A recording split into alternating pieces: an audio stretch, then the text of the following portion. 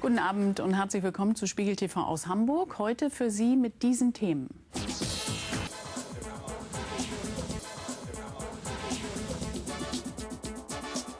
Bei Dirsam Chamil führte dagegen schon der Verlust der Ausweispapiere zu einem menschlichen Drama. Jahrelang hatte er um seine Aufenthaltserlaubnis gekämpft, hatte alles getan, um legal in Deutschland leben zu dürfen. Als er dann endlich im Besitz gültiger Papiere war, müssen sie ihm wie ein Freifahrtschein ins Glück vorgekommen sein, wie eine Eintrittskarte in ein besseres Leben. Was passierte, als er die Dokumente in einem kurzen Moment der Unachtsamkeit verlor, erzählt der Film von Hendrik Behrendt. Manchmal wird aus einem rauschenden Fest in Sekundenbruchteilen eine Tragödie. Der Main bei Würzburg, Flusskilometer 252. Agnieszka Görlich und Amir Shahani wollten den schönsten Tag ihres Lebens auf dem Fluss verbringen. Doch aus der Traumhochzeit wurde ein Albtraum. Jede Frau, die heiraten will, erträumt sich eine unvergesslich schöne Hochzeit. Ne? Und für uns, ohne meinen Mann zu verletzen, sage ich, es ist eine unvergesslich schreckliche Hochzeit. Die Feier auf dem Ausflugsdampfer Alte Liebe beginnt wie ein Märchen. Rund 100 Gäste sind an diesem heißen Sommertag an Bord. Unter ihnen auch der Kameramann Dirsam Chamil. Der kurdischstämmige Syrer dreht das Hochzeitsvideo. Er ist ein Freund und Landsmann des Bräutigams. Doch schon nach wenigen Minuten läuft irgendetwas anders als geplant, wie sich Hochzeitsgast Christiane Weißenberger erinnert. Wir hatten gerade dort vorne abgelegt und waren die paar Meter hierher gefahren, als der Kameramann das Brautpaar noch mal gefilmt hat, dann unseren Tisch und wollte dann die Umgebung aufnehmen. Hat dazu das Fenster vom Schiff aufgeschoben und sich etwas vorgebeugt. Hier die Originalaufnahmen des Kameramanns. Zu hören ist, wie ihm plötzlich ein Gegenstand ins Wasser fällt. Der 40-Jährige gerät in Panik, stellt seine Kamera ab und klettert aus dem Fenster. Ich wusste nicht genau, was da passiert, weil die alle Gäste waren unruhig. Auf einmal ich frage, was ist los? Irgendwie habe ich gehört, ist jemand in die Wasser. Zur gleichen Zeit geht Sophie Kubreli mit ihrem Hund Sorbas am Ufer spazieren und beobachtet das Schiff. Da habe ich den Kameramann gesehen, der hier an der Tür war. Und da hat er mit der Kamera jetzt rumgemacht und da ist ihm jetzt was reingefallen. Und dann ist er da an der Reling entlang, unten dran, hat sich oben noch festgekappt, ist total schnell gewesen. Bis am Ende des Schiffs ist er entlang. Und dann ist er herzhaft reingesprungen. Jetzt hier. Ja. Was zu diesem Zeitpunkt niemand ahnt, der Kameramann kann nicht schwimmen. Dass er trotzdem ins Wasser springt, ist wohl Ausdruck von Angst und Verzweiflung. Und Folge eines jahrelangen Kampfes mit deutschen Behörden. Im Jahre 2000 kommt Dirsam Chamil aus Syrien ins westfälische Hamm. Als Angehöriger der kurdischen Minderheit stellt er einen Asylantrag, der jedoch abgelehnt wird. In der Folgezeit kämpft er darum, in Deutschland bleiben zu dürfen. Er hat einen Asylfolgeantrag gestellt mit Klageverfahren, mit allem, was dazugehört, der dann abgelehnt wurde. Daraufhin hat Herr Chamil natürlich von uns dann entsprechende Duldungen bekommen. Diese Duldungen zeigen, dass man zur Abschiebung ausgesetzt ist. Das Verfahren ist abgelehnt. Man müsste eigentlich abgeschoben werden.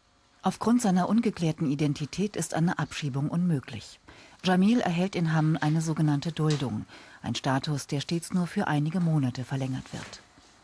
Es war eine starke Belastung für ihn. Das äußerte sich in einer großen Verunsicherung. Also er hat mich häufig angerufen, wir haben häufig hier Gespräche geführt und ich habe mich bemüht, ihm etwas Mut zu geben. Aber er war eben sehr verunsichert und hatte die Befürchtung, dass die Ausländerbehörde praktisch über Nacht zu ihm käme und ihn nach Syrien abschieben würde. Als er die Deutsch-Türkin Fatime Alan kennenlernt, nimmt sein Leben eine Wende. Die beiden verlieben sich.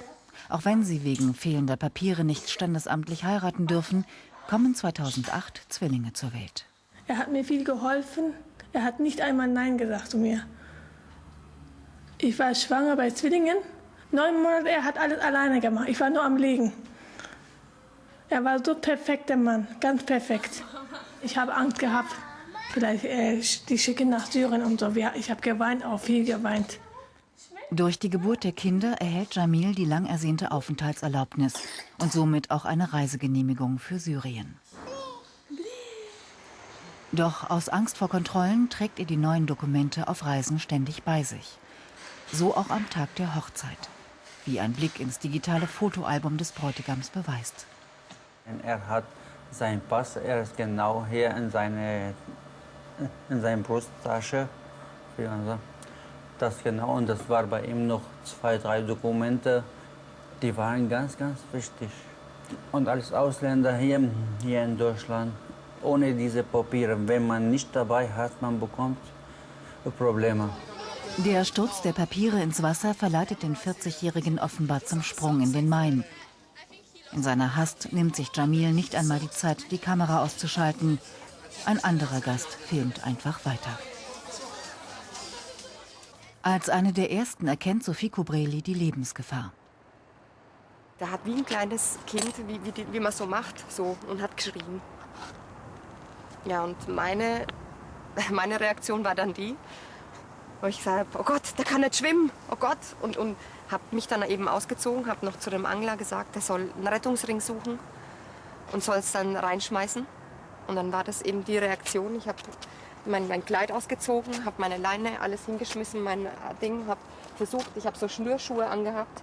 Und das ist irgendwie, ich weiß nicht, das hat mich so fertig gemacht, lange Zeit, dass ich diese bescheuerten Schuhe anhatte.